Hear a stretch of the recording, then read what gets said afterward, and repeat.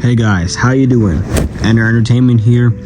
So, it's come to my attention that many people watching my videos don't really know the whole story of the series. And to be honest, I didn't either. Until this video, I didn't know the whole story either. I'm like, hold on, is this canon? Is this canon? I was watching my old videos, contradictions, all that crap. Yeah, probably wondering, oh, what's the actual full story? Like, is there a full story, or are we just doing whatever? There is a full story, yes, and I'm about to tell you in a minute. But before I do, just so you know, here's a couple of things you guys need to know about the timeline before, we get started into, the actual events and stuff. So, here's a retcon. You guys may have heard of it. If you watch my news video about the updates and stuff for the channel, you would know this already. But just in case you didn't and you're watching this video, then I'm going to just tell you right here. All the FNAF characters are anthropomorphic animals, just like the Sonic characters. So, any mention of pizzeria or animatronics in the videos that I deem canon, ignore it, because they're animals. So, that was a retcon I decided to do recently, because it doesn't make sense for animatronics to be fighting, things like big Titan Doom things, people who could blast lasers out of their hands, manipulate time, warp reality, stuff like that. It doesn't make sense, because how is an animatronic scrapping with someone like Doom or Carnage or something like that? It doesn't make sense. So I just figured I'd retcon that to bear where they're anthropomorphic like the Sonic characters. And yes, a few of them do have powers. For instance, like Nightmare, Fredbear, Golden Freddy, stuff like that. Some of that will be explained in the timeline, but I'm gonna still leave a little bit up for interpretation, like your interpretation of it, just make it more engaging, whatever, so you just don't know everything. But yeah, so without further ado, let's look at the official Ennard Entertainment timeline. Get your snacks, get your drinks, and get whatever else, get a blanket or something, because I don't know how long this video gonna be. I'm not even gonna know how long the video is until I'm done editing it. So let's get started. So we start off at the beginning of time, the beginning of creation itself. Beyonder creates the universe. Essentially, the god known as the Beyonder creates multiple timelines throughout time and space, different dimensions, different universes, etc. Basically, think of it like the Marvel universe, where there's all these different planets and stuff. Beyonder creates existence itself. He's like the Big Bang, essentially. So he creates timelines, main important ones that I'm about to say right now. The main timeline, Earth 2007, which is the main timeline. Universe like Earth 222, which will be important later. Mario's universe, which will also be important later. And the anti-universe, which, if you guys been keeping up, is also important. The Beyonder is this omnipotent god being that will most likely not physically appear in the video. It might be implied that the Beyonder is near, stuff like that.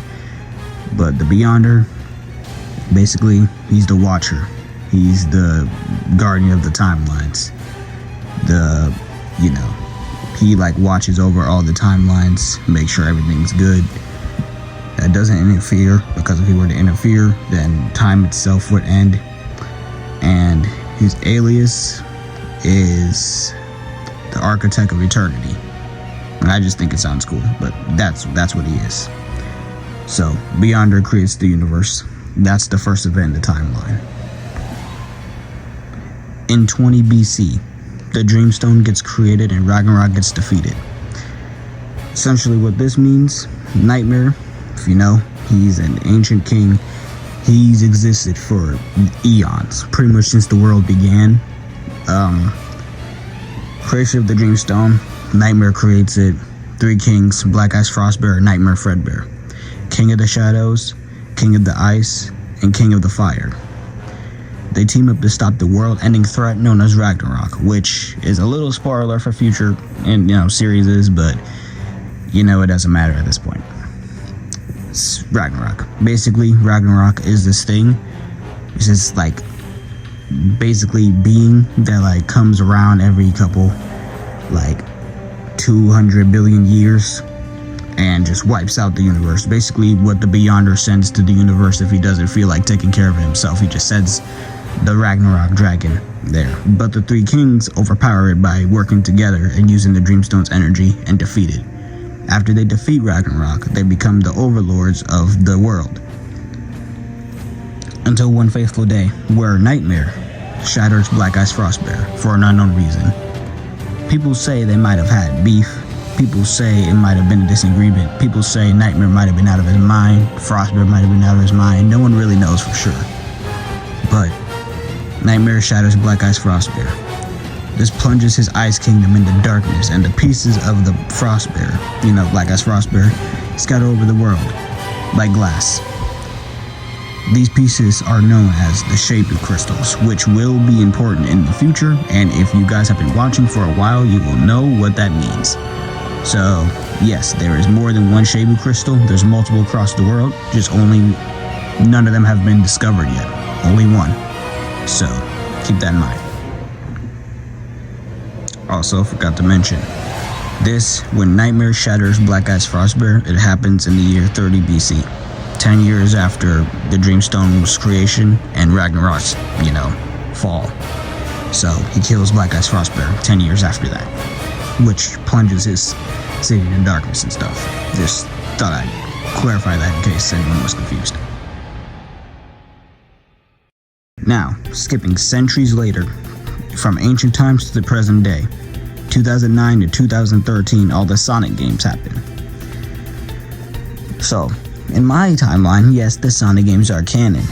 These Sonic games include Sonic 1, Sonic 2, Sonic CD, Sonic 3 Knuckles, Sonic Adventure 2, Sonic Heroes, Sonic Battle, Sonic Rush, Shadow the Hedgehog 2005, Sonic 06, which didn't get erased in my timeline, so they still remember the events of 06. It's canon, because obviously Mephiles is here still, so yeah. Sonic and the Secret Rings, Sonic Unleashed, Sonic and the Black Knight, Sonic Colors. Those are the games that are canon. Now, the games that aren't canon to the timeline / didn't happen here: Sonic 4, Sonic Chronicles, Sonic Shuffle, Sonic Generations, Sonic Forces, Sonic Frontiers, Shadow Generations, and Sonic Lost World. They aren't canon because they contradict other stuff that happens in the timeline. For instance, Apocalypse is basically Sonic Generations here. Quest for the Chaos from Season 1 is basically Forces here. And Lost World, just stay tuned. Just stay tuned. In November of 2013, the last standing Echidna tribe, the Nocturnus clan, are on a mission to find the Shabu crystal in the area.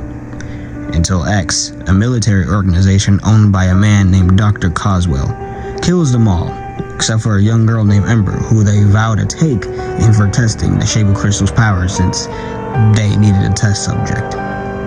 They kill her whole family, everyone she knows, takes her in, tests on her, and her fur becomes permanently blue and gives her the ice abilities. The main leader of the project, who shall not be named until a future series, and Agent Lyric, decide to lock the Echidna in a cell, like a prison cell, in the X-base, underground, and keep it for more tests where the Echidna was abused. Like brutally, like beat to near death almost every day. Abused for crying, abused for, being a failed test essentially. Something that's way out of her control. And it was pretty bad. It was pretty bad. And this is very important for later. So keep this in mind. This happened in 2013. 8-year time jump into the year 2021. June to be specific. The FNAF characters, by then they're already friends, they're already hanging out, they already live in their own house, everything's chill. They haven't went into no problems yet, everything was calm. To one day, an unexplained virus infects Freddy forever, that he deems the Freddy virus. Luckily, it's not a threat, because it's just a freaking infection for being stupid, so it's not really deadly, like a certain other virus that you guys may or may not have heard about that's coming in a future series, but we'll get there when we get there. Point is, the virus isn't even really a virus, it's just stupid, really. So they take care of that by beating Freddy up and essentially curing him of the virus momentarily. This will come back up later. It's probably not important, but it'll come back up later nonetheless. Like, they just beat Freddy up and the virus is solved, so yeah. It's the first time we see the FNAF characters in the timeline, too, so keep that in mind. June 26, 2021. The FNAF characters and the group, they decide that they're gonna go to the new movie theater that opened up in town as a sort of first day for Foxy and Roxanne, which in the first video, the Frody virus, they met for the first time and started dating. So it was like a first date kind of. Helpy just so happens to be working at that movie theater, and that's when they run into him, and he becomes a part of their like friend group and lives in their house and stuff. And yeah, that's pretty much all there is for that. It's not really that important. It's just, you know, building the characters more, etc., etc. So on to the next one. July 22nd. A new prankster comes along, let's just say that. His name is Lefty. He does pranks and stuff for his YouTube channel, and he decides to come prank, you know, the people who moved in next door, essentially.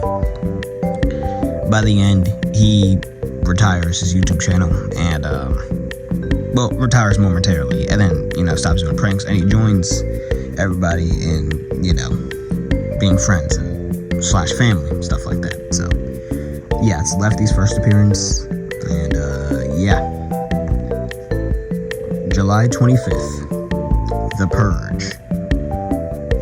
So, a couple weeks after, you know, Lefty first popped up, a worldwide purge begins, unknown to the characters, because they don't know who started the purge. It's kind of just popped out of nowhere on the phone as a warning.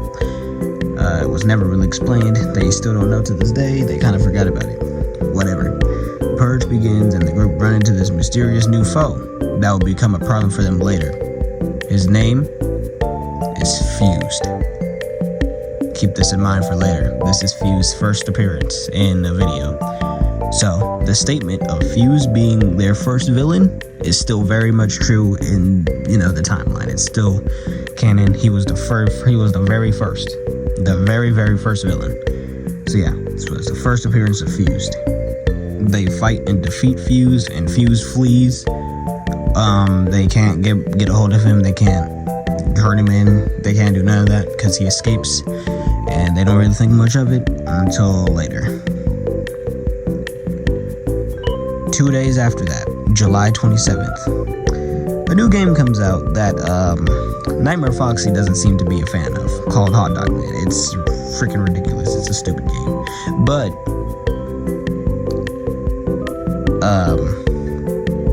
yeah, they play the game anyway, whatever. Fuse pops up at the end, and yeah, that's pretty much it. August 27th, the movie 2. It's canon. I don't know what you want me to say. I mean, for instance, look at this clip. Like, how do you even explain how this is canon? It's just canon. Just watch this. Oh, you guys are canceled! How about that? I hate all of you. See what I mean? Like, it's canon. Believe it or not, it's canon. Next part of the timeline. September 16th. FNAF Goes to School, Episode 1. The FNAF characters, obviously, most of them being, you know, teenagers from the age of 15 to 17, obviously have to go to school. Now, as to why they enroll themselves in school, not quite sure, because obviously if I was them, I wouldn't do it, but you know, you gotta get your education somehow. Anyways, they enroll in school, you know, just a regular school day, but they won't go back to school for 4 years after this, because of all the crap they get into. Speaking of which, next in the timeline. Okay, here's the first big thing in the timeline. September 26th to November 6th, Foxy and Friends. Now, a week later they decide to go find and defeat Fuse once and for all. Bull. That's bull, because definitely not once and for all. Here's where the timeline may get confusing for some if this video didn't exist. If you go look on the Foxy and Friends playlist, or just scroll all the way down to my channel where Foxy and Friends began, you'd notice that there's 3 seasons of Foxy and Friends. Why? I got 2 answers to that. One, I didn't really have a plan for my channel back then. Like, I was kind of just doing whatever. I didn't know what else to do after Foxy and Friends until I finally figured it out. So that's number one. Number two, season 2 and season 3 of Fox and Friends both aren't canon. They aren't canon. I'll tell you why they ain't canon. Season 1 introduces Fuse, Carnage, and Venom, which obviously Fuse is a character, part of the Freedom Fighters now, currently in the current day, and the symbiotes obviously still get talked about to this day. Nothing in season 2 or season 3 get mentioned. Season 3 had Spider-Man, Electro, Green Goblin. They weren't even in Apocalypse. And then season 2 had Bowser. And you may be like, oh, well, Bowser was in Mario Bros. Z in Apocalypse. Thing is with that Bowser in Foxy and Friends had Koopalings and Bowser Jr. The Bowser in Mario Bros. Z only has Bowser Jr. And that's the canon Bowser. So, canonically, on my channel, Bowser only has Bowser Jr. as a son. There is no Ludwig, there is no Wendy, there is no Larry, there is no Morton, there's none of that. It's only Bowser and Bowser Jr. and Kamek as like the Koopa family. So season 2 wasn't canon because obviously it contradicts that. Also, season 3 was just a disaster all around. So it's best if we just don't even talk about season 2 and season 3. Plus it makes the timeline cleaner anyway. And obviously, because Sonic characters and Mario characters are in there, and like when Sonic first met Mario in Mario Bros. Z, they didn't know who each other was. So if season 2 or season 3 was canon, that'd be kind of a you get it. It'd be a problem. So continuity errors, season 2 and season 3 aren't canon. So yes, Junior is Bowser's only kid. Koopalings don't exist. So season 2 and season 3 aren't canon. So it's literally only Foxy and Friends season 1 that's canon to the timeline.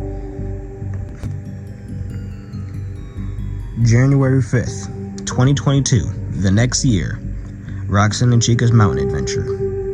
After the final battle with Glitchtrap, Fused, and Mephiles, Venom decides to go back to his own universe off screen and wishes Glowing Freddy and the rest of his friends good luck on their future adventures. Obviously, because Venom isn't from this world and was only incorporated here because of Fuse and Carnage BS. So, yeah, he goes back to his universe off screen and everything's back to normal. Glowing Freddy and the rest of the group decide to take a fun day off after all what they just went through, and just go to the mountains to like hang out. There's like restaurants, a cafe, a viewing point, a place to take pictures, just peaceful. There's a place to relax. Roxanne and Glamour Chica end up falling down the mountain somehow. I don't exactly remember how. All I remember is that they fall down there somehow and end up discovering a town, like actually with people.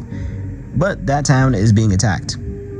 They help a kid from being killed by, you guessed it, Fused. They don't know why Fused is going after that kid, but it will be revealed later. Or just watch the video, if you already don't know. And Roxanne and Chica escape. They don't defeat Fused, they just get him off their back. They don't tell anyone that Fused is there, though, just to keep everybody's time, good, since this is a nice, chill little day, and not like we gotta fight villains day. As to how Fused escaped being defeated by Venom and Glamour Freddy, not sure. But just watch the video and you'll probably know. And next part of the timeline. January 14th, the date, part 1 to 3. Now, in this series, I'm not really sure what I was doing. I watched this back for this video. I hate it. It's cringe. But it does lead into an important villain that we will get to in just a second here. But anyways, Glamour Freddy and Glamour Chica decide to go on a date just to see if things would work out between them, like how it is between Foxy and Roxanne currently, which foreshadowing goes to shit in the future for both of them. The others, being haters, naturally, like me, they like me for real, decide to ruin it until they come across Fuse's diary that he accidentally left in the kitchen. As to why he left it in there, you're gonna have to watch the video for yourself. But part is, Fuse was in the area, Fuse is in the area, and there's more to this Moondrop's Kitchen restaurant that meets the eye. And this leads directly into the Red Chamber, part 1 to the final battle video. This takes place on the same day as the date. It's a very long day for the FNAF characters, and just everybody in general. But essentially, they decide, they find a weird elevator in the kitchen. They go down, they go down, they go down. It's like very far down, it's like way underground. And they meet a mysterious creature, Funtime Freddy Head, if you will. It's basically an ancient god that isn't in the timeline. Well, he is in the timeline, but you know, he is one of the things that I'm going to leave up to interpretation. Because, you know, engagement and stuff like that. But they meet the Funtime Freddy Head, have a little, you know, problem with him, and then eventually they find out who's in the case, the Red Chamber. One of their greatest villains, Burn Trap, Glitch Trap's physical form that he can actually fight the characters with, and he is beating them up in this series. They eventually defeat him with the help of the Funtime Freddy Head, which snatches him up, and the day is saved, and everybody goes home, and everything's good. So yes, January 20th, only a couple weeks after. By this time, Springtrap joined the team around Mountain Adventure. I think Mountain Adventure 1. Springtrap joined the team. Springtrap in my universe isn't a murderous serial killer who is also a scientist for some reason. He, like the other characters, is also an anthropomorphic, you know, animal, except he's a rabbit. A homeless rabbit, which explains his fur color. He's just a down on his luck guy, essentially. He adopted a daughter, and that daughter is Scrap Baby. So all the jokes about Springtrap saying she's adopted, it's not a joke. He's dead ass. But Scrap Baby joins after Springtrap convinces her, because this whole time Springtrap was just going to check out what everything was about, like with all the noise and stuff. Ended up getting caught up in, you know, the FNAF characters' adventures, and Scrap Baby joins the group and the house, and even builds them a new house because, you know, Scrap Baby is a genius inventor, and, you know, has like 7 PhDs and everything. She's just really a young genius. She's 17 with already graduated college, so she's pretty smart. Builds them a new house, and yeah. So Scrap Baby joins January 20th, only shortly, a couple days after the final battle. February 18th. Glamrock Bonnie gets found and joins the group. Now, you may be wondering, what about the Hunt for Glamrock Bonnie? That series. I was really contemplating if that series should be canon or not, and I've decided that it's not. For one reason alone. Actually, I lied, 2 reasons. One reason. The series involves Glamrock Freddy, Glamrock Chica, and Roxanne, and Foxy, putting Glamrock Bonnie back together. Getting parts from Parts and Services. Obviously, you know why that's a problem if you've been listening. So, obviously had to make that not canon, considering the fact that, you know, they're animals, so I obviously can't put that back together. I think I made it canon in I don't remember what video it was, but it was some recent FNAF video that I made, where Glamrock Bonnie mentions that he was lost on the other side of the world. But eventually he gets found and rejoins the group, and they catch him up to speed on everything that's been going on, and yeah.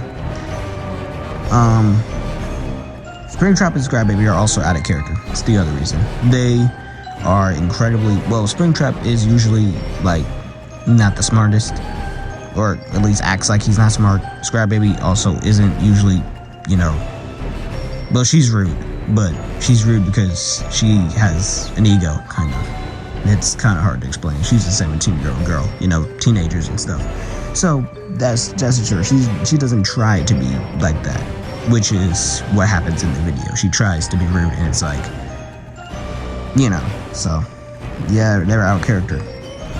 So they find Glamrock Bonnie off screen in between the final battle. They find him after Scrap Baby already joined, though. So Glamrock Bonnie comes after Scrap Baby when it comes to recruit and stuff. And the next thing in the timeline, which, you know, they find Glamrock Bonnie in between the final battle and March 13th, Nightmarion's Ghost Hunt. In this video, Nightmarion gets bored one day, just says, you know what, screw it. I don't get to do anything, we're going on a ghost hunt. He takes a couple of the other characters with them that want to go.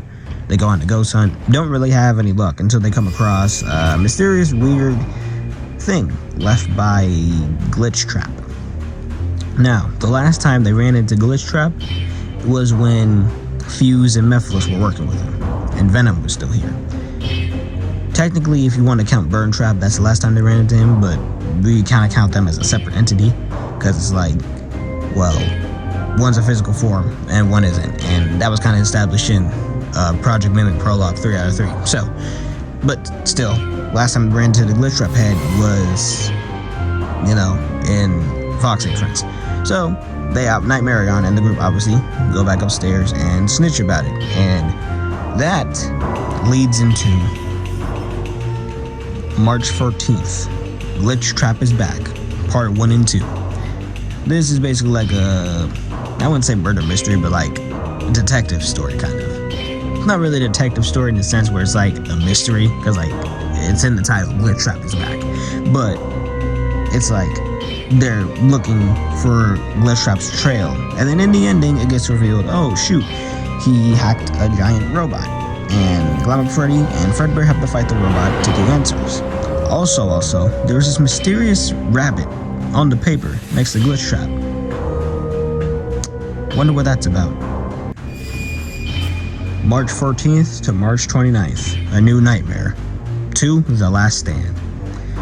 This happens immediately after Glitch Trap is back. They defeat Glitch Trap, and Fredbear sends him somewhere. Not really quite sure. You're gonna have to ask him yourself. I don't really know where the hell he sent him. But they think everything is good. It's not. Freddy gets snuck attack out of nowhere by Mr. Hops, a villain from another dimension that has no relation to, you know, the main one, but is still a dimension created by the Beyonder. So, that being said, oh yeah, Fuse also gets glitched out around this time. It's not really important to the story, but just thought I'd mention it. Yeah.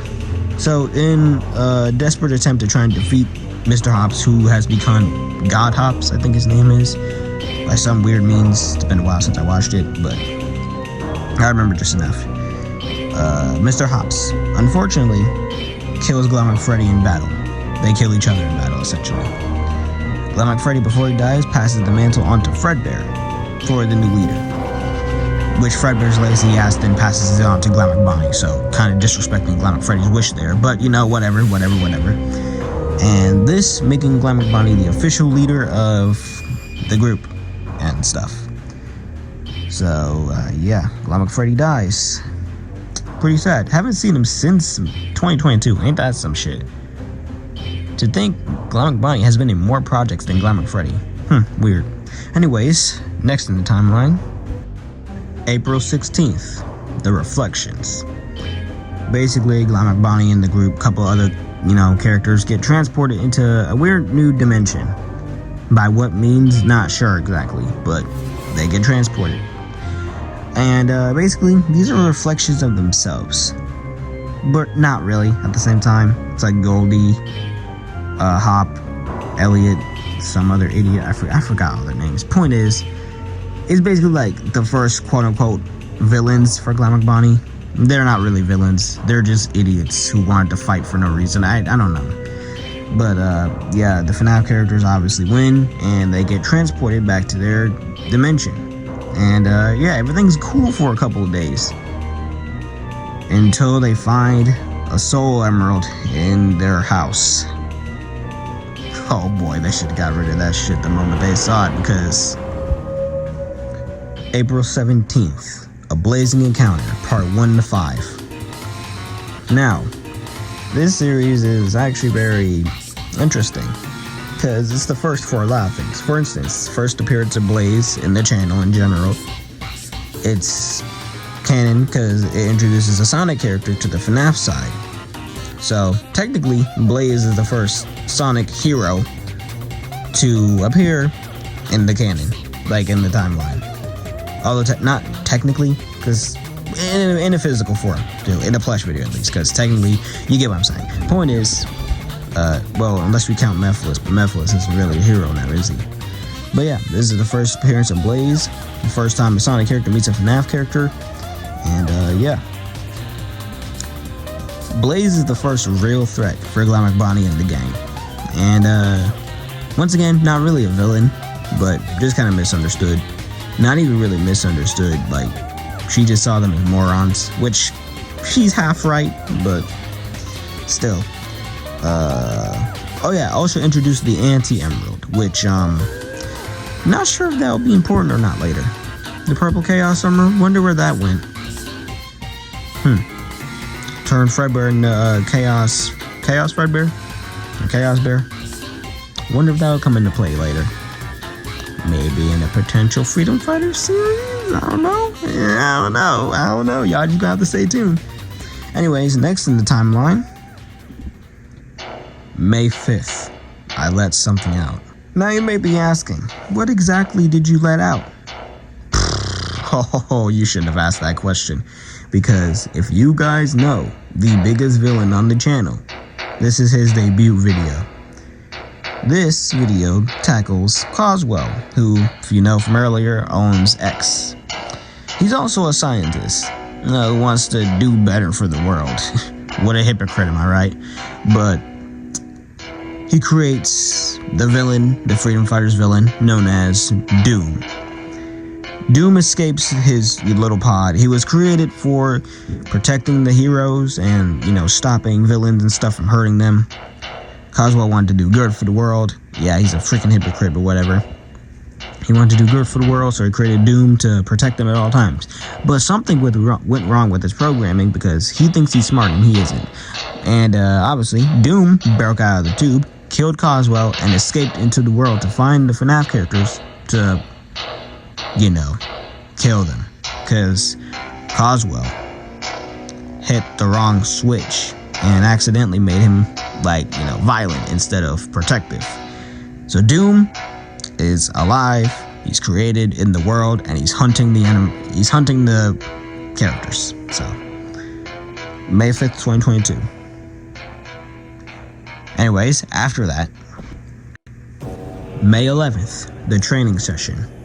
This video basically talks about, how the characters learning more how to fight, because they realized Blaze almost defeated all of them, and it was just one on 20, 25, something like that. So they decide to, train for the next villain, which God knows they're gonna need it. But anyways, that's a topic for later. So they learn how to fight better. It's the first appearance of the Funtime Freddy head after the Red Chamber. Actually, wait, no, it's not. My script is wrong. No, because the first appearance of the Funtime Freddy head after the Red Chamber was The Last Stand. Forgot he was in that. Anyways, yeah, the second appearance, and maybe his first time meeting Llama's body, if I recall correctly. I'm not sure. Point is, it's just a training session. It's just them training to get stronger and stuff. Llama Bunny learning how to actually throw hands like Llama Freddy and stuff, etc., etc. Now the next one is the calm before the storm, or should I say the thunder before the lightning, if you catch my drift. Because next in the timeline, June 6th, The Return of the Darkness Part 1 to 3. This is canon because it's Mephiles' first appearance since his defeat in Foxing Friends Season 1. Also the first appearance of his crystalline form from Sonic 06 since Sonic 06 in the timeline. So, yeah. Also, Mephiles in this series tricks Scrap-Baby into joining his side, and she gets banished from the house. And this obviously applies to the very next series. And obviously, this still gets talked about today, so yes, it is canon.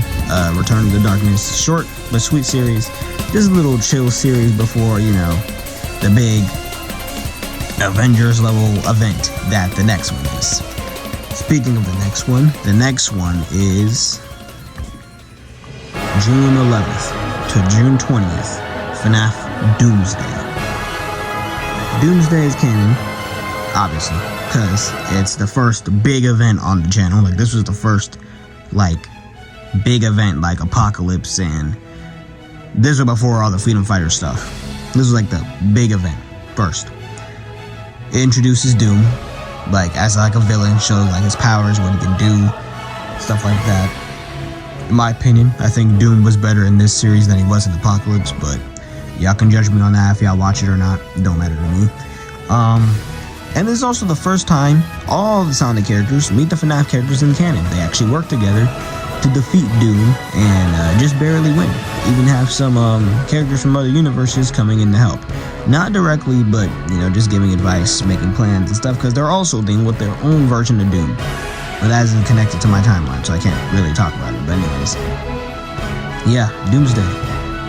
First time the Sonic characters meet the FNAF characters. And also, the introduction of Sonic and his other friends besides Blaze, which becomes important because it basically shows like what they've been doing since Sonic Colors and stuff, and leads directly, well, not directly, but after Doomsday ends, it leads into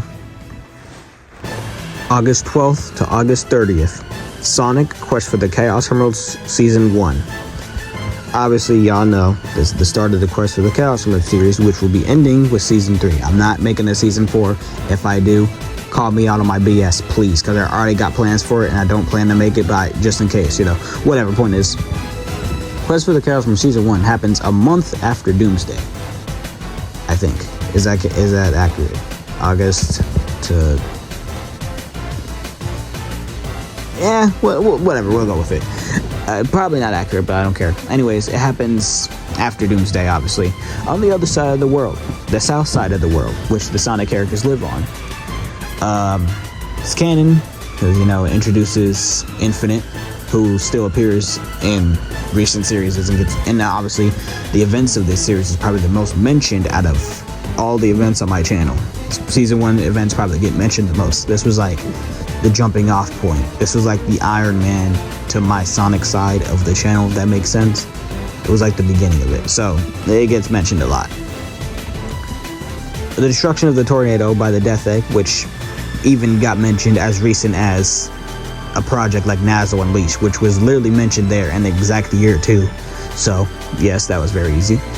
And Tails still hasn't rebuilt it because I guess he just hasn't had the time. And even up to Nazzle Unleashed, he hasn't rebuilt it. The series also introduces Metal Sonic Model 2, who, is more advanced, more powerful, more brutal, more ruthless than Metal Sonic Model 1. And Metal Sonic Model 2 will soon become the new version of Neo Metal Sonic after his defeat in Sonic Heroes all the way back in like 2010. So, yeah. After Season 1 ends, that leads into September 20th, October 12th, Night of the Werehog Part 1 and 2. Yeah. So, basically, what happens here? Night of the Werehog is canon because it introduces Tangle, and it still gets mentioned to this day. The events of the Night of the Werehog still gets mentioned to this day, although very rarely, barely ever gets mentioned. And this only happens like only a couple weeks after Season 2. So, I mean, not Season 2, Season 1. I'm tired. Look, I'm recording this at 12 a.m. Please give me a break. But, yeah, Night of the Werehog Part 1 and 2. It's introduction to Tangle. The reason why Tangle gets introduced in Night of the Werehog, not like a random series like Rage of Chaos or something. I never actually talked about this in the video, but Tangle's backstory is actually kind of sad.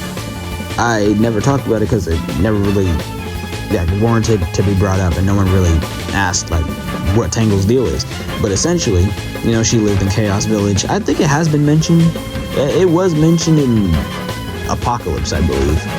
But yeah, Doom, remember him? Yeah, he in his rampage, in looking for the FNAF characters, he went to Chaos Town, destroyed it, and killed Tangle's family. Tangle just so happened to be the one that survived, and she basically was homeless ever since then, since her house got destroyed, right? So she wanders around for a little bit, finds this old abandoned house, which just so happened to be the mansion that Sonic and Tails go to after getting a weird invitation from it. As like they won it or something. Obviously it's a scam, but they go anyway. Tangle is living there because she has nowhere else to go. And obviously she meets her hero, Sonic, who helped stop Doom.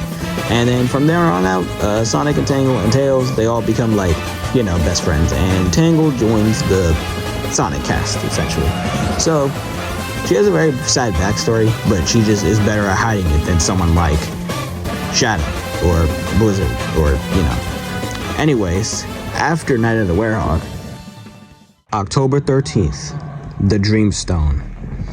Oh yeah, we getting into the big things now. Dreamstone video is canon, obviously, because it introduces the Dreamstone, the most important and powerful item in the universe, essentially. As to why it pops up, Nightmare actually explains it in Scrap Baby's history lesson part 1. He says he was fighting Golden Freddy and Fredbear, and then he was just wishing portals and accidentally dropped the Dreamstone into a portal to the future, which landed on the Dreamstone, obviously on their doorstep in the future. Around the time Nightmare was fighting Golden Freddy and Fredbear was like probably before Foxy and Friends, but you know, he pushed Golden Freddy into a past portal, which transported him to the past, so he had to wait all the way back up to here to get to Nightmare. So, in case y'all forget that. But, anyways, Dreamstone shows up on their doorstep. They feel the need to guard it because, like, they figure out it's like a very powerful stone, so it's like, we can't let this get into, like, the wrong hands, like a fused or something. This video also sets up the King of the Shadows himself, aka Nightmare, which leads directly into October 17th to October 22nd, the Battle for the Dreamstone, part 1 to 4. So, this series obviously is canon. It introduces Nightmare in his physical form rather than just myths from eons ago. Which Nightmare, still to this day, and I got future plans for him too, is a very important character to the channel. This is Glamrock Bonnie's second hardest challenge up to this point, because Glamrock Bonnie's first was Doom, and it still to this day is Doom in terms of his hardest challenge, but Nightmare is tough. He is tough as hell. He's probably the toughest normal FNAF villain that they've ever fought. Definitely stronger than the likes of Burn Trap, Glitch Trap, and... it's up for debate if he's stronger than Fused, but he's most likely stronger than Fused as well, considering Fused just got like super strength. Nightmare is a damn king. Like, that dude's basically a god at that point. Like, he defeated Ragnarok, his full power of the Dreamstone. He basically created the Dreamstone. The Dreamstone is mostly made of his energy. He has a whole shadow army. I didn't put that in the timeline, but yes, Nightmare has a shadow army. Essentially, Shadow Freddy, Shadow Bonnie, characters like those. Anyone with the name Shadow in front of it, not the Hedgehog, obviously. Definitely not the Hedgehog, but like Shadow Freddy, Shadow Bonnie. Those are his technically kids, but technically not at the same time. It's confusing. The point is, he can pretty much create like how Mephiles and Infinite can create like clones and illusions and stuff. Nightmare can do that with his shadows. Like, he could, like, literally just a shadow off the ground, he could just make it into a minion and send it to attack someone. That Nightmare is busted as hell. I ain't gonna lie. Nightmare, like, he genuinely might be above some Sonic characters when it comes to power level. Like, Nightmare is crazy. His durability is insane. His hacks is insane. He has full control over the Dreamstone. Even if he wanted to, he could deadass just shut down the Dreamstone from anyone else using it, but he doesn't do that because he thinks he doesn't need to, because quote unquote he's the king of the goddamn shadows. So anyways, enough rambling about Nightmare. Battle for the Dreamstone happens, obviously. Glamrock Bonnie defeats Nightmare. Nightmare joins their side, and yeah, it's the end of that. FNAF characters actually don't get a lot to do from this point on until later. But the Sonic characters, oh boy, they are busy as hell.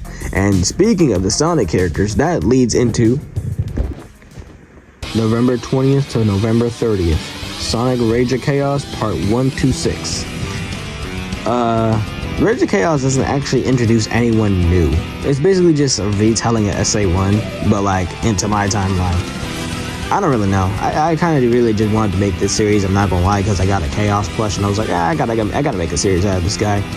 I could have for real just made Rage of Chaos not canon if it wasn't, you know, a location in Season 2 where they had to go get an emerald from, and if it didn't get mentioned, if Chaos wasn't in Apocalypse.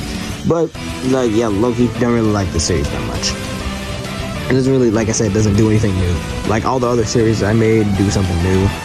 This just kind of like, oh, Sonic, Blaze, Tails, and Angle teaming up to fight Chaos, and then, yeah, like, whatever.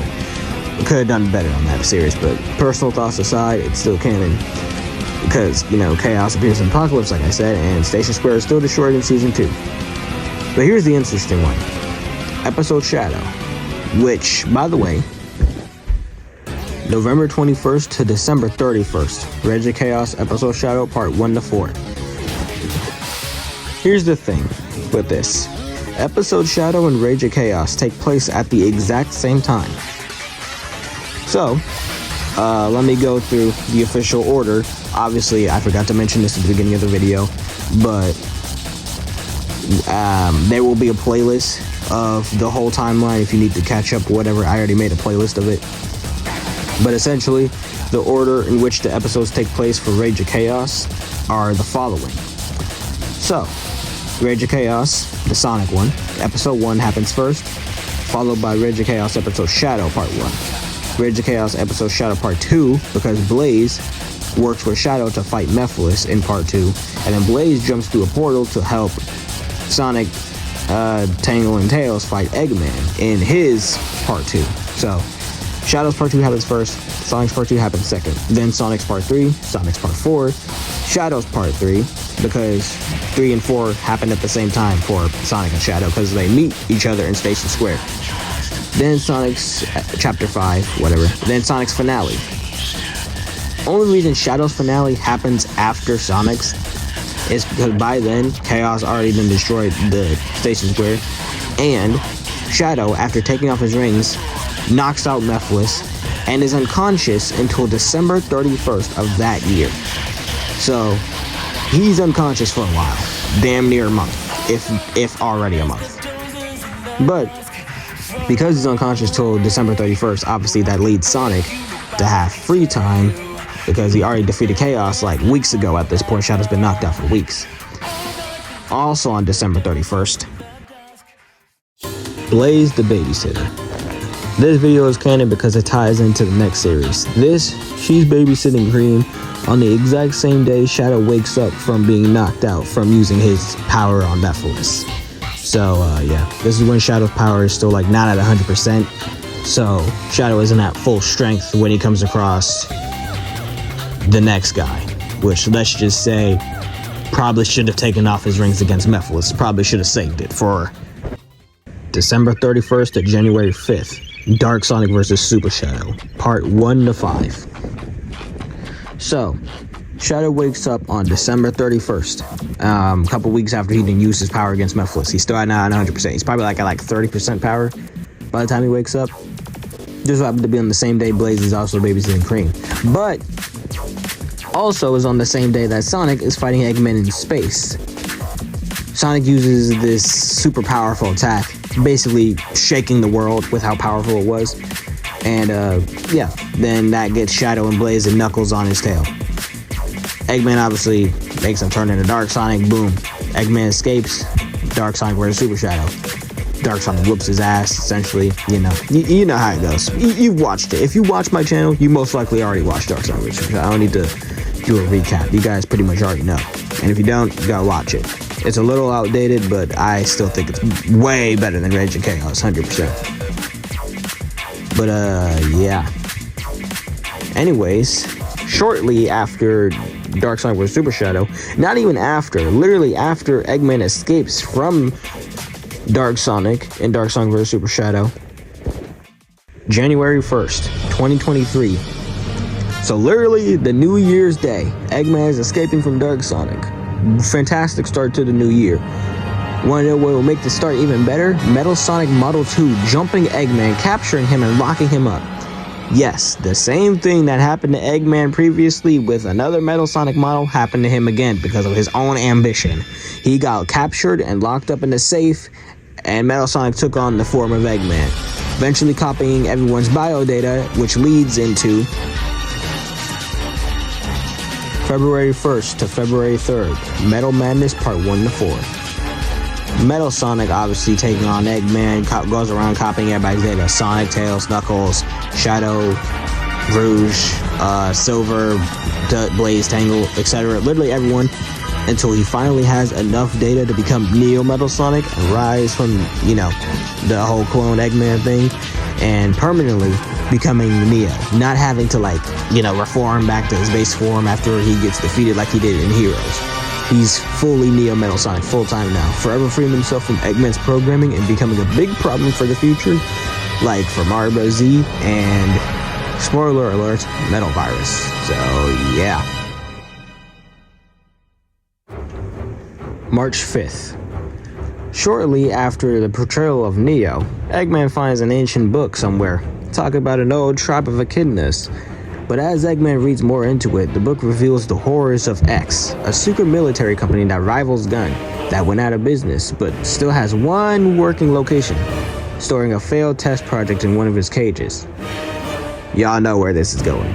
And the test project is an echidna, which intrigues Eggman, leading into Quest for the Chaos Emerald Season 2, and the introduction of Blizzard the Echidna. Quest for the Chaos Emerald Season 2 happens March 13th to March 25 of 2023, which means Blizzard has approximately been locked up for 11 years. 11 years of being tested on, tortured, abused. Can you really blame her for the way she acts? Honestly, she's not acting like, she's not crashing out enough, because if it were me personally, I wouldn't take that level of disrespect. That's just me though.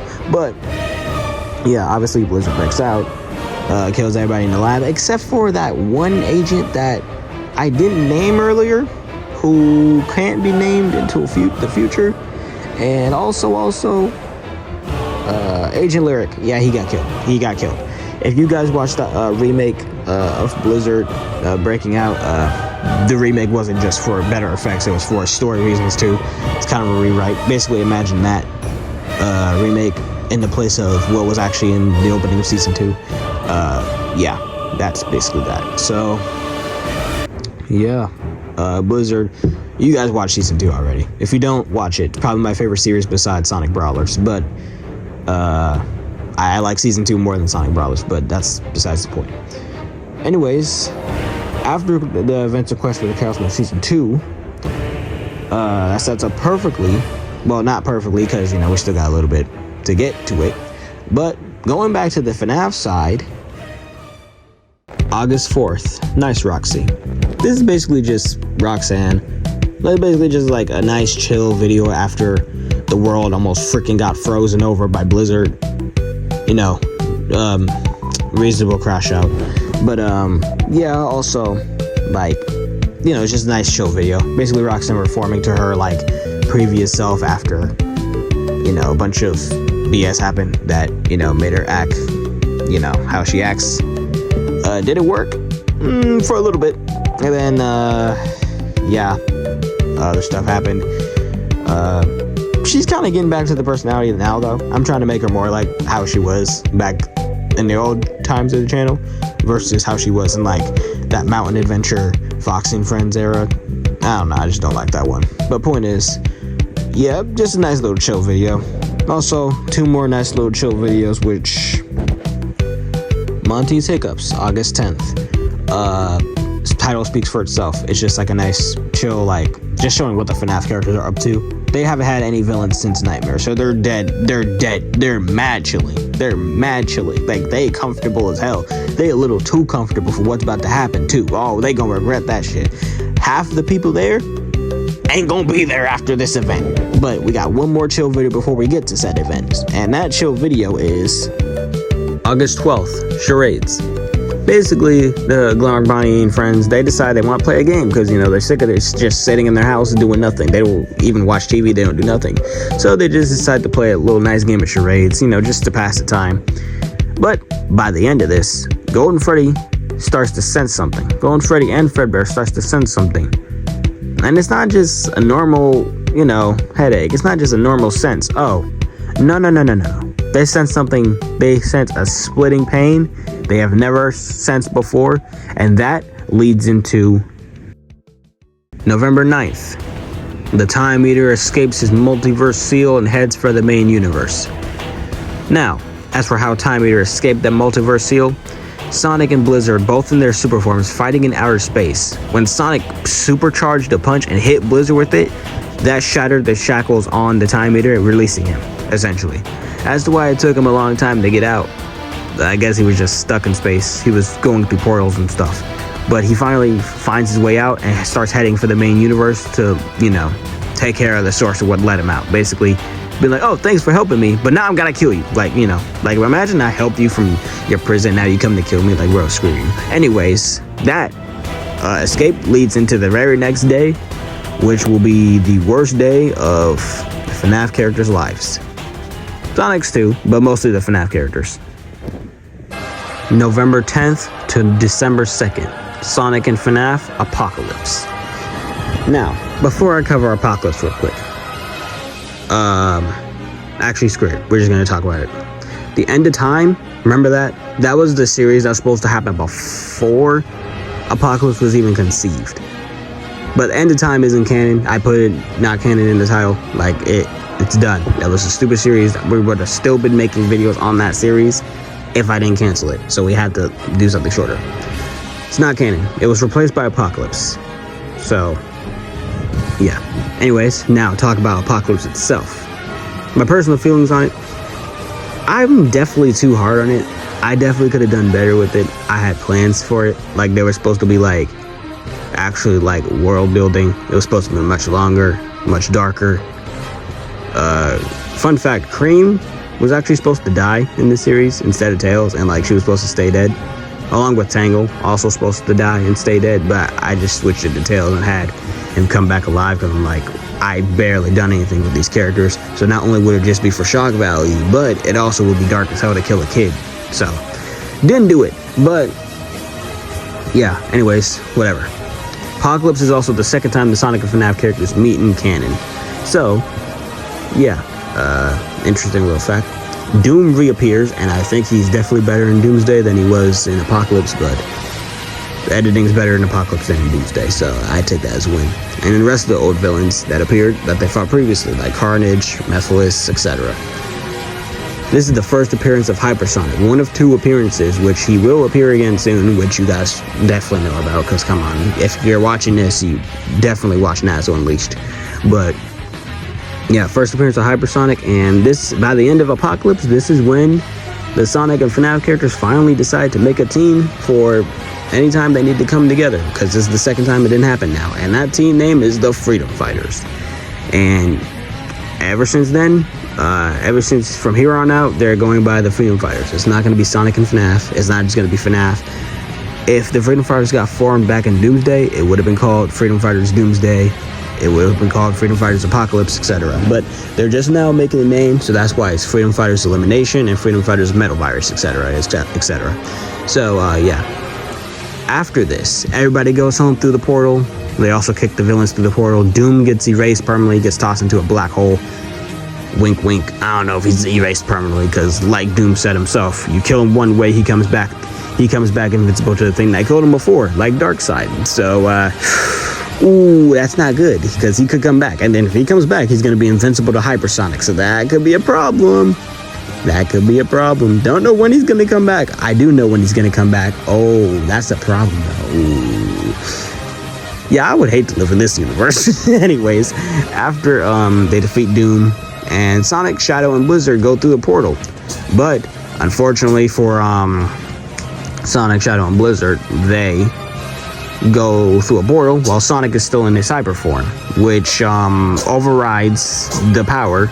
The Dreamstone energy overrides the power of the portal, which Hypersonic used to create the portal to go back home.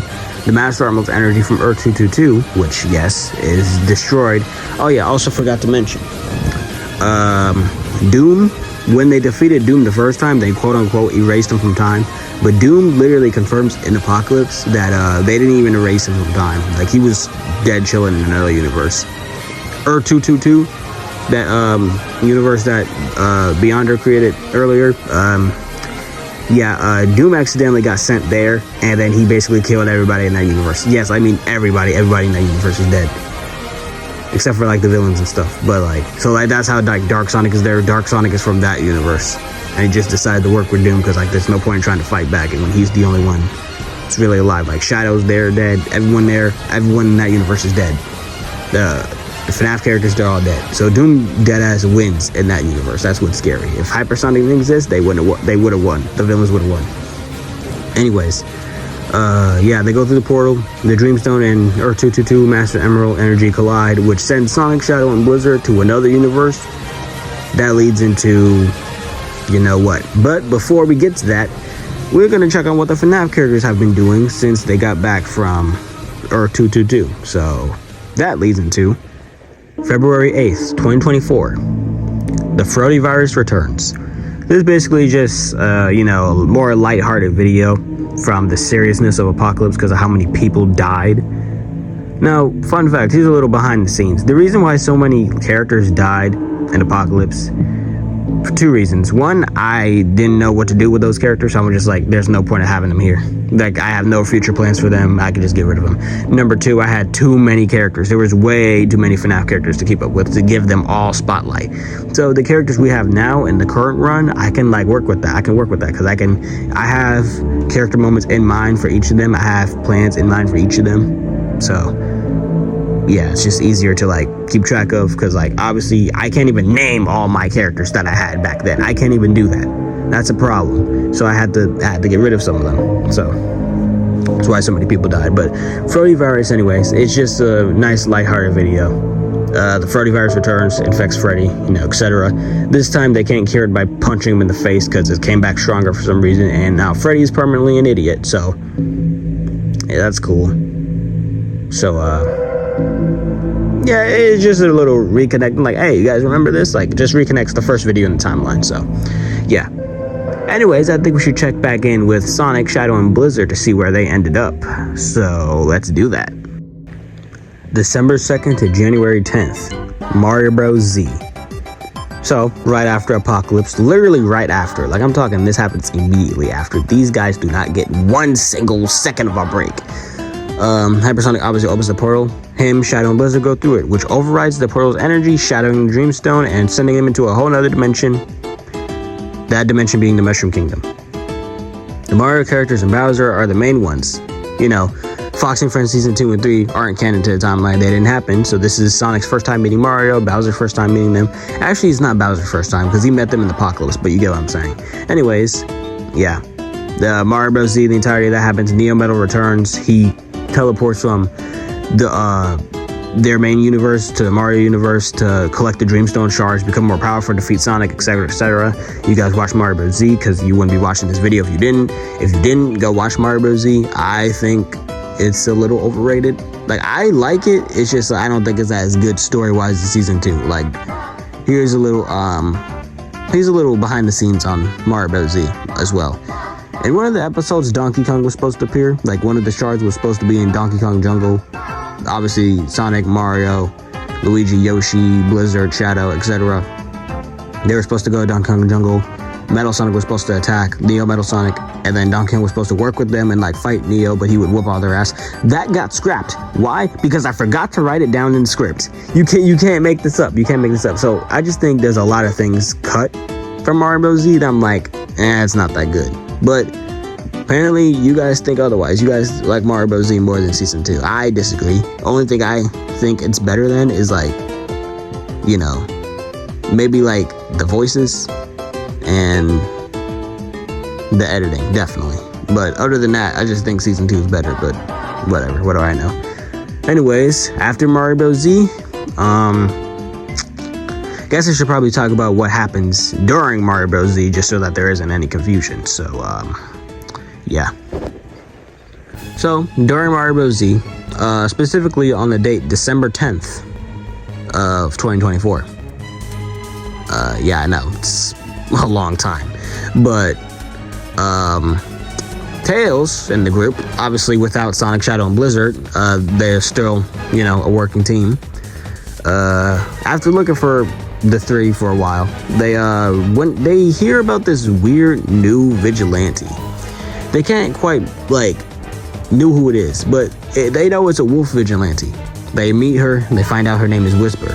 They are dead set on taking her in for questioning and basically just asking why she's doing what she's doing. But when they meet her, Tangle and especially Silver, especially Silver take a liking to her and quickly become friends with her, making her part of the Freedom Fighters. So everything's chill. They're cool with Whisper now. They thought she was a villain, but no, she's actually not a villain. She's actually a chill person. Not person, but a wolf, but you get what I'm saying. And yeah. But where they gain a friend, they also gain two enemies. One of them is probably the strongest villain on the channel, and the other is probably the most annoying.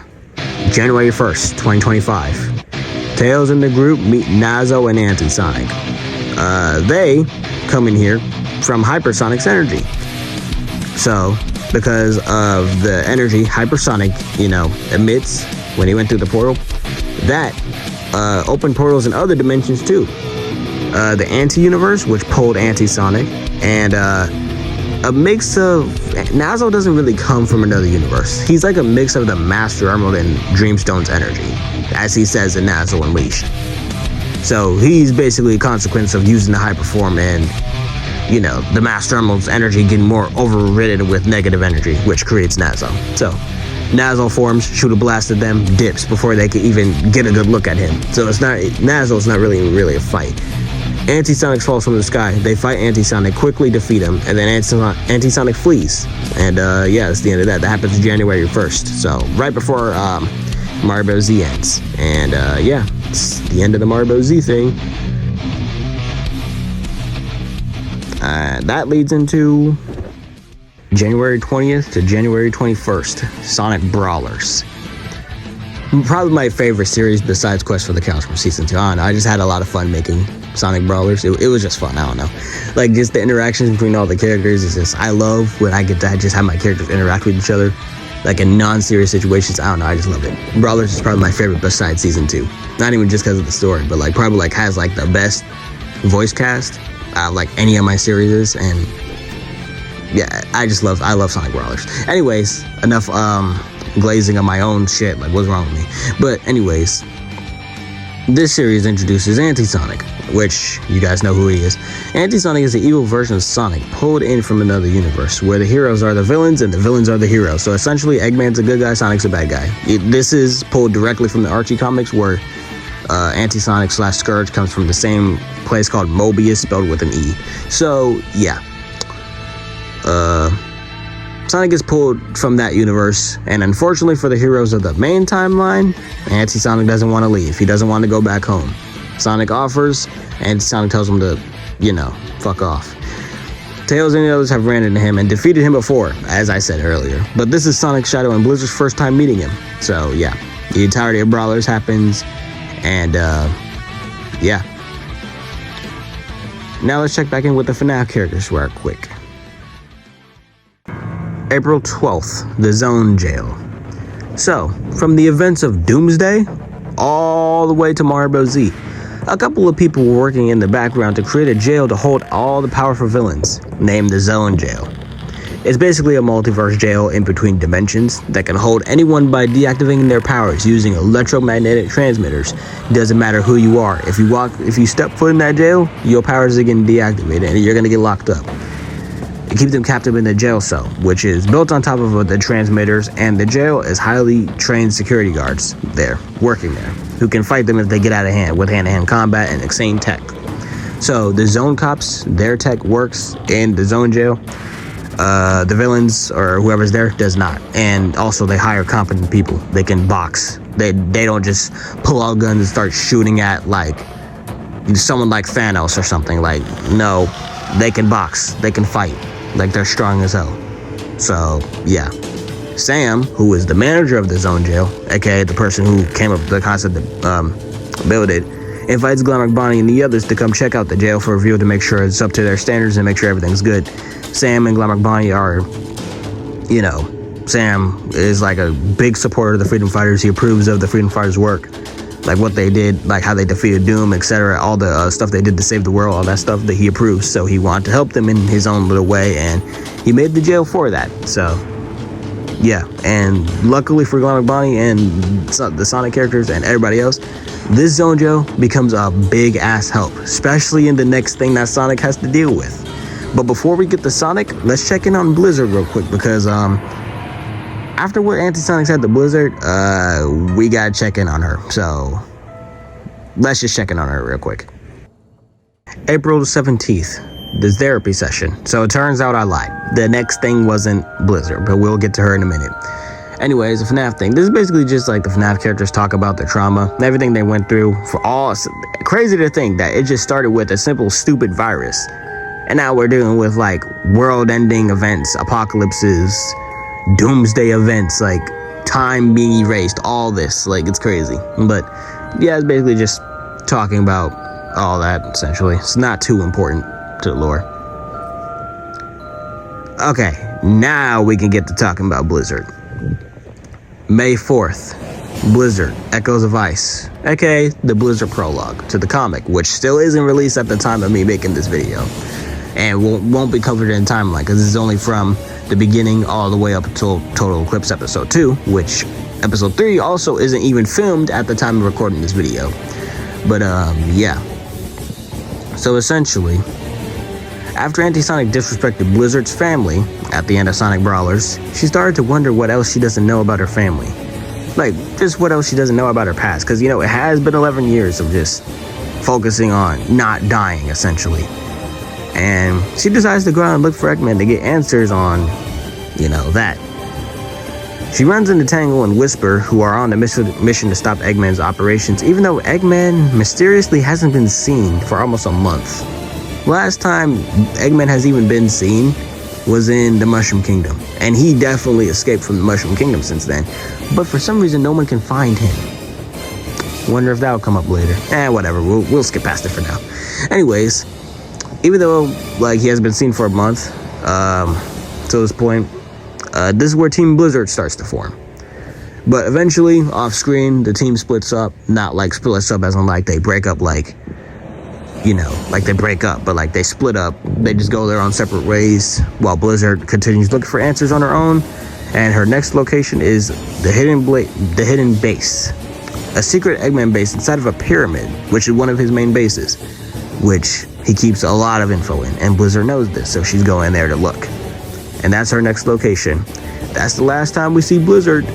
I don't know the next time she's gonna appear. I mean, I might have an idea, and it might be sooner than y'all think, but that's it for Blizzard in the timeline. Now, let's go back to the FNAF characters one last time in this video. I can't believe I even have to put this shit in the fucking timeline. I'm so mad right now. Anyways, June 10th, Springtrap smells like Dookie. Obviously, this video is stupid because I was bored, so you don't really need to watch it. Just figured I'd put it in the timeline because, you know, it happens, I guess. I don't know what I was on when I was filming or thinking of this idea, but cut me some slack. The title speaks for itself. If you want to watch it, go ahead. I wouldn't recommend it, but go ahead, I guess. Anyways, next. July 11th to July 12th. Scrap Baby's History Lesson Part 1 and 2. These videos are essentially just her finding out about all the ancient lore about the kings and the guy named the Beyonder who controls the timelines and watches over them. This is basically just going over the lore again. This was basically just like a, hey guys, watch this in case you care about the lore. But now that we're doing this, those videos don't really matter because you guys know all the lore now, pretty much. So, yeah. Actually, I lied. This isn't the last time we're checking in with the FNAF characters. The time after this time is the time where the last time we're checking with the FNAF characters. God damn it, stop saying time. Anyways, next, let's check back in with Sonic. July 30th. Sonic Nazzle Unleashed. You guys know the plot of this movie. I don't have to describe it. This movie took the life and soul out of me. Okay? It's only like, is it even longer than the final episode of Brawlers? I don't know. But if it is, then okay, whatever. Point is, this took the life and soul out of me. This movie took, like, it was hell to make. But I'm happy everybody liked them. I'm happy everybody liked Nazzle Unleashed. Shit, if you guys like it enough, I might just suffer again. Actually, no, I'm not promising anything. Like I said, next time y'all seen Nazzle is in Sonic Ragnarok.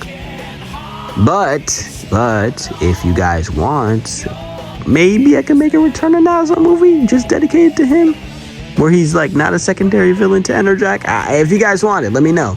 I might do it. I might. We might even get new characters in that movie. Just saying, we might get more than just Sonic, Tails, Knuckles, and Shadow. We might get like Silver, might get Blizzard. We might get like, you know, whatever. Point is, Nazzle steals the Master Emerald, sending Angel Island to the water. Sonic and the group work together to defeat Nazzle, who they find out is another creation of the High Performance Immense Power. Hypersonic and Hyper Shadow, spoiler alert, defeats him, and the Master and gives Knuckles back to Master Armor, and sends him to the Zone Jail. And that's the last we see of Nazo for now. Anyways, now let's check in on the FNAF characters one last time before we can say this is the end of the video. So let's check on them. August 5th, Scrap Baby begins work on the Mimic. Oh yeah, we go in there.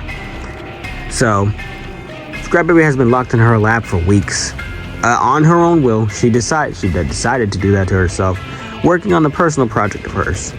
A robot that could do basic stuff around the house, and mimic others around her so that in case a villain pops up, it could defeat or help them defeat it. Since she figures, oh, well, we got time. We haven't had a villain since, our own personal villain since Nightmare, so I got time. So that's basically what she was thinking. It could defeat or help them defeat it, and yeah, she starts the coding process. And yeah. So that leads into August 8th, FNAF movie, The Signal. Shortly after the attack of Nazo, it was pretty much everywhere, all over the world. Everybody knew about it. Glamour Bonnie and the group get a signal from underground Moondrop's kitchen. The last time they went under there was to fight Burn Trap, so they think it's a trap, naturally. But they go to check it out anyway, only to find the Funtime Freddy head, which they forgot about. Wow, fantastic friends, guys. Like, you guys are such good friends. Anyways, they find out the Funtime Freddy has sent the signal since he senses a big threat, possibly bigger than Doom, is on its way. And he needs to be here to help out when it arrives. And the group lets him stay in the house, because they got a big-ass house that Scrap Baby made. And obviously, Dreadbear has a big-ass room. So, yeah, you might be asking, oh, what's the threat? How could it possibly be bigger than Doom? Oh, y'all gonna have to wait. It's not in this video. Y'all gonna have to wait. I'm not spoiling that.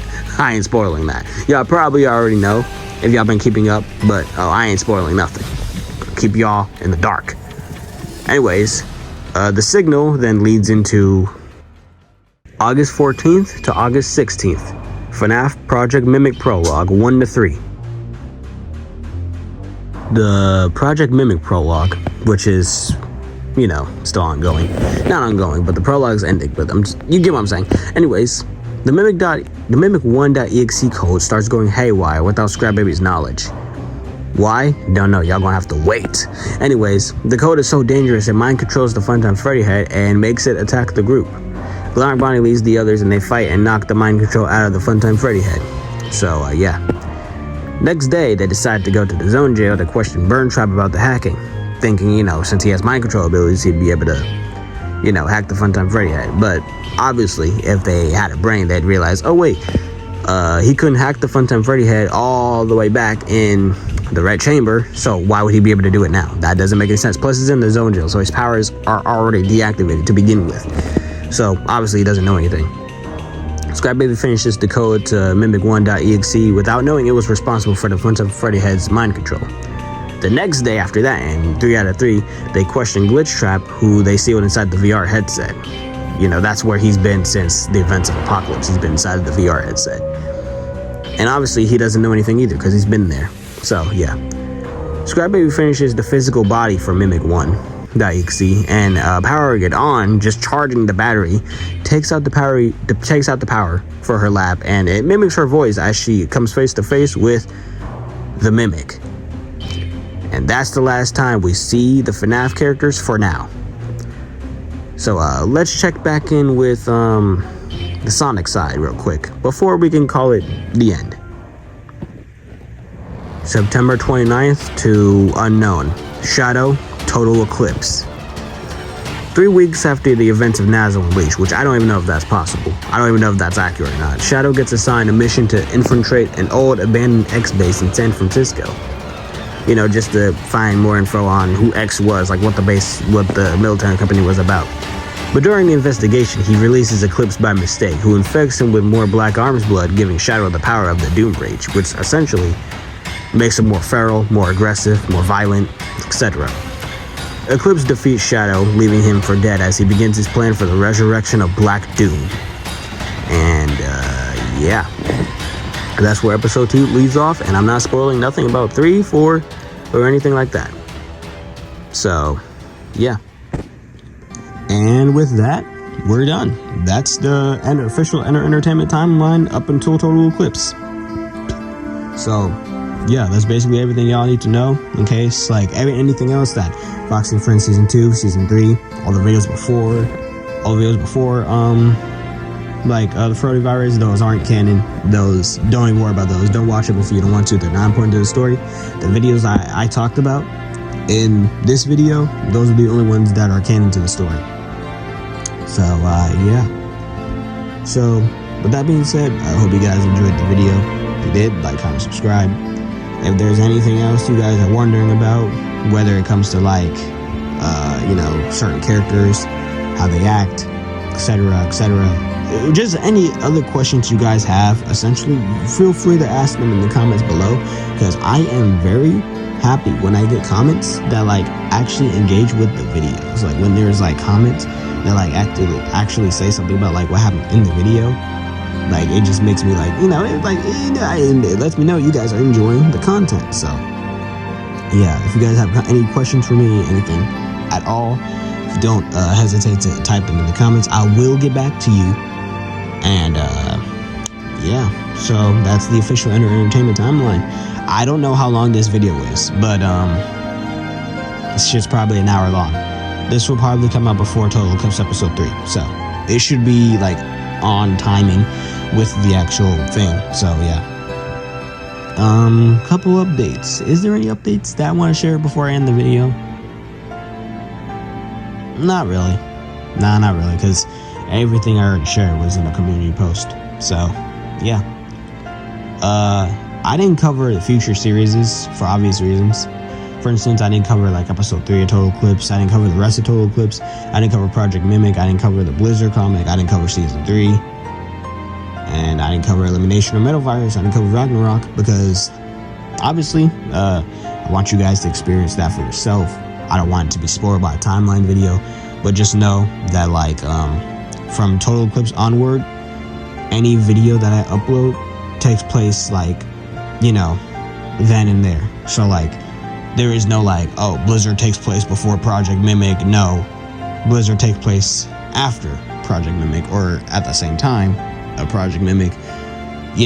Basically, if you just have any questions like that, just ask me and I'll answer. But anyways, I'm gonna get out of here. I'm gonna go to bed. It's almost 1 a.m. I'm tired. You could probably tell by my voice. I've been talking for God knows how long. Yeah. Hope you guys enjoyed. If you did, like, comment, subscribe, and I'll see you guys in Total Eclipse Chapter 3. And yeah, bye. Thanks for watching.